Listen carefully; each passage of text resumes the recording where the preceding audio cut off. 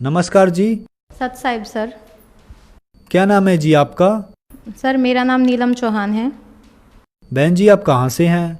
Sir मैं झज्जर हरियाणा से हूँ। संत रामपाल जी महाराज से नाम दीक्षा आपने कब ली? सर मैं संत रामपाल जी महाराज से दिसंबर 2012 में जुड़ी। बहन जी संत रामपाल जी महाराज से नाम उपदेश लेने से पहले आप क्या भक्ति साधनाएं करती थीं?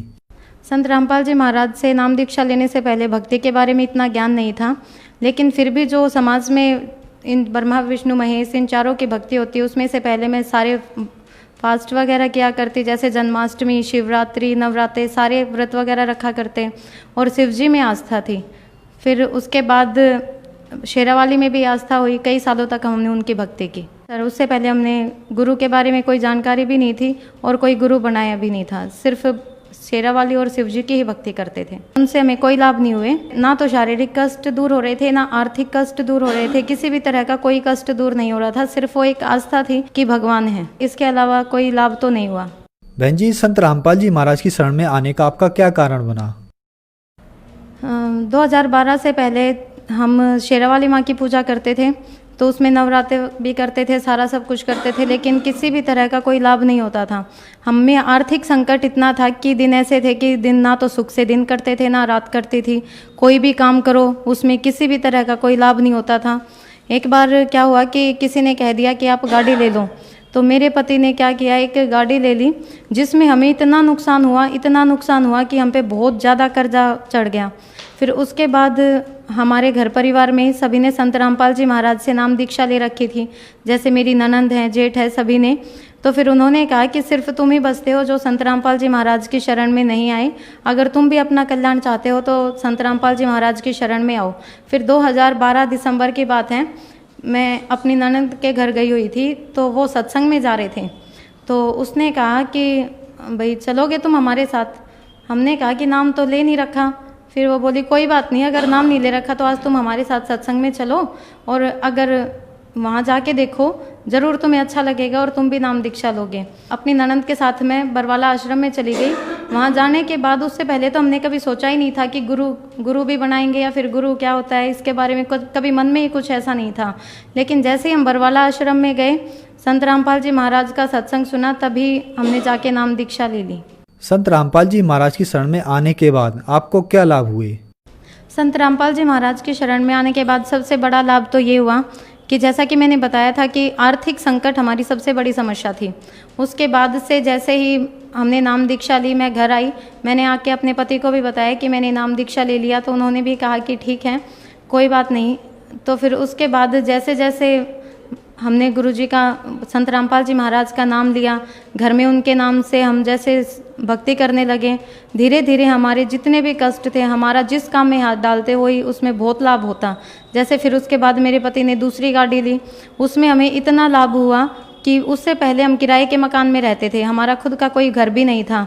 सिर्फ 2 साल के अंदर हम दोनों ही प्राइवेट सेक्टर से जुड़े हुए हैं, इतनी कमाई नहीं है हमारी, लेकिन फिर भी उन 2 साल के अंदर आज हमारे घर हमारा बहुत अच्छा मकान भी बनाया, प्लाट लिया, मकान बनाया, बहुत लाभ हुए। उसके अलावा फिर बीच में क्या हुआ, मेरी सास थी तो वो बीमार हो गई। तो मेरी सास जब बीमार हुई तो समाज के लोग कहने लगे कि पंडित के पास जाओ, वहाँ जाने के बाद इनका मोक्ष होगा। उन्होंने अपने अपने तरीके बताए कि पंडितों के पास जाओ, मंदिर में जाओ, ये करो वो करो, बहुत सारे उन्होंने विधि विधान बताए। तो हमने भी सोचा कि चलो कोई बात नहीं, हम भी अंधविश्वास में पड़ गए और हम पंडितों के पास गए। तो उसके जाने के बाद मेरी सास में कष्ट और ज़्यादा आने लगे समाज। फिर उसके बाद हमने सोचा कि अब तो हमने पंडितों से भी इलाज करवा लिया, फिर भी ना तो हमारे कष्ट दूर हो रहे हैं ना हमारी सास के कष्ट दूर हो रहे हैं, इसके पीछे क्या कारण है। तो फिर मेरी ननंद, मेरे जेठ जेठानी घर पे आए, तो उन्होंने कहा कि जब तक तुम अंधश्रद्धा भक्ति में लगे रहोगे, पंडितों के चक्करों में पड़े रहोगे, तब तक तुम भी दुखी रहोगे और ये भी दुखी रहेगी। अगर तुम्हें अपने कष्ट दूर करने, इनके कष्ट दूर करने मेरी सास के, तो इनको गुरुजी संत रामपाल जी महाराज की शरण में फिर से लेके चलो, तुम्हारा नाम खंडित हो गया। और जैसा कि कहा गया है कि नाम खंडित होने के बाद किसी भी तरह का कोई लाभ नहीं होता बल्कि हानि होती है। तो हमारा नाम खंडित होने के बाद हम बहुत बहुत ज़्यादा परेशान रहने लगे। तो फिर उसके बाद हम अपनी सास को लेके संत रामपाल जी महाराज के नाम दीक्षा केंद्र पर लेकर गए।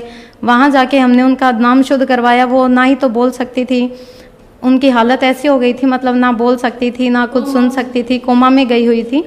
तो फिर जैसे गाड़ी में लेके गए हुए थे, उनको गाड़ी में ही लेटी हुई थी, वो उनकी उठने की क्षमता नहीं थी और ना वो ठीक हो पा रही थी। तो जैसे ही हमने नाम शुद्ध करवाया, घर आए, क्योंकि जैसा मैंने बताया था कि भाई नाम खंडित हो गया था, और नाम खंडित होने के बाद लाभ बिल्कुल भी नहीं होते। ऐसे होता है जैसे एक तार कट जाए तो फिर बिजली का कनेक्शन नहीं चलता, उसी तरह हमारा कनेक्शन कट गया था संत रामपाल जी महाराज से। शरीर में इतने कष्ट हुए, मैं इतने डॉक्टरों के चक्कर लगाए, बड़े बड़े हॉस्पिटलों में, रोहतक में मानसरोवर हॉस्पिटल है, मुझे लगा था मेरा दिमाग चल गया। मैं स्कूल में पढ़ाती हूँ, पढ़ाते पढ़ाते दिमाग स्लिप हो जाता था, एकदम सब कुछ भूल जाती थी, मेमोरी ख़त्म हो गई थी बिल्कुल। तो उसके बाद हम मानसरोवर हॉस्पिटल में गए, एमआरआई करवाई, लेकिन जैसा कि संत रामपाल जी महाराज का हाथ हमारे सर पे था, नाम खंडित बेशक हो गया, लेकिन ऐसा नहीं है कि उन्होंने हमारा साथ छोड़ दिया था। भगवान की, संत रामपाल जी महाराज की दया से कोई बड़ी बीमारी नहीं मिली। तो फिर हम फिर से रोहतक केंद्र में गए, नामदान केंद्र में, और वहाँ जाके नाम शुद्ध करवाया। उसके बाद से उन बातों को 3 साल हो गए, शरीर में बिल्कुल किसी तरह का कोई कष्ट नहीं है, मैं बिल्कुल स्वस्थ हूँ। और काम में भी इतनी बरकत है कि अगर हम दोनों ही छोटे छोटे ही नौकरी करते हैं, मेरे हस्बैंड गाड़ी चलाते हैं, मैं स्कूल में जॉब करती हूँ, लेकिन उसके बावजूद भी घर में अगर कोई देखे तो ये नहीं कह सकता कि किसी सरकारी नौकरी से कम ठाठ है। मतलब ये संत रामपाल जी महाराज की ही दया है, थोड़ा करो घना मिले, ये संत रामपाल जी महाराज ही कर सकते हैं, इससे ज़्यादा कोई नहीं कर सकता। बहन जी, आपने संत रामपाल जी महाराज से नाम दीक्षा काफी टाइम से ले रखी है। आम समाज के अंदर एक धारणा फैली हुई है कि भक्ति तो बुढ़ापे में करनी चाहिए, इसके बारे में आप क्या कहना चाहेंगी? सर, बुढ़ापे का कोई भरोसा नहीं होता। अभी उम्र है, ज़रूरी नहीं है कि हम बुढ़ापे तक जीवित रहें। अगर बुढ़ापा नहीं आया तो भक्ति कब करेंगे? तो भक्ति की कोई उम्र नहीं होती, ना कोई समय सीमा होती है, जब से शुरू की जाए, चाहे बचपन।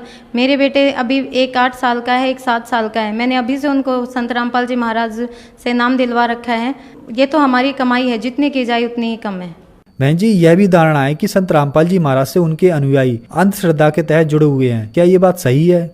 नहीं सर, ये बिल्कुल गलत है, क्योंकि ये प्रमाणित है। अंधश्रद्धा भक्ति बिल्कुल भी नहीं है। अंधश्रद्धा भक्ति तो वो है जो पत्थर में भगवान ढूंढते हैं। कबीर साहिब भी कहते हैं, पत्थर पूजे हरि मिले तो मैं तो पूजू पहाड़, इससे तो चाकी भली पीस खाए संसार। तो अंधश्रद्धा भक्ति गुरु जी की नहीं है, वो तो एक प्रमाण है, वो शास्त्रों में भी प्रमाणित है। संत रामपाल जी महाराज अपने पास से कुछ नहीं कहते, सब कुछ प्रमाणों में वो व्याख्यान किया हुआ है। सभी वेदों ग्रंथों में इस बात का स्पष्टीकरण है कि ये अंधश्रद्धा भक्ति नहीं है, प्रमाणित भक्ति है। क्योंकि संत रामपाल जी महाराज की जो भी भक्ति है वो कोई बनी बनाई भक्ति नहीं है, वो प्रमाणित है। वेदों, पुराणों में, शास्त्रों में, सभी में इस बात का प्रमाण दिया हुआ है। संत रामपाल जी महाराज गीता का ही बखान करते हैं, उसी से ही पढ़ के जो हमारा जो अतीत है उसके बारे में ही बताते हैं, जो हमारी भक्ति जुड़ी हुई है उससे। ये अंधश्रद्धा भक्ति नहीं है, ये ही सत भक्ति है।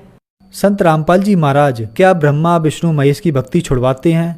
उनकी भक्ति छुड़वाते नहीं हैं, बल्कि सही विधि बताते हैं कि किस तरह से भक्ति की जाए। बहन जी, जो दर्शक आज आपको टीवी पर देख रहे हैं, आप उनको क्या संदेश देना चाहेंगी? उनसे मैं यही संदेश तो मैं क्या दे सकती हूँ, उनसे मैं प्रार्थना करती हूँ कि जो भी मुझे सुन रहे हैं या देख रहे हैं, उनसे एक ही प्रार्थना है, सभी संत रामपाल जी महाराज की शरण में आएं और अपना कल्याण करवाएं, यही सच्चा मार्ग है। संत रामपाल जी महाराज की शरण में कैसे आ सकते हैं? संत रामपाल जी महाराज की शरण में आने के लिए टीवी पर जो भक्ति चैनल है उन पर संत रामपाल जी महाराज का सत्संग आता है, तो उसके नीचे एक पीली पट्टी चलती है जिसमें बहुत सारे फ़ोन नंबर दिए हुए होते हैं। उन पे फ़ोन करके अपने नज़दीकी नामदान केंद्र का पता लगा सकते हैं और नाम ले सकते हैं। धन्यवाद जी। सत साहिब।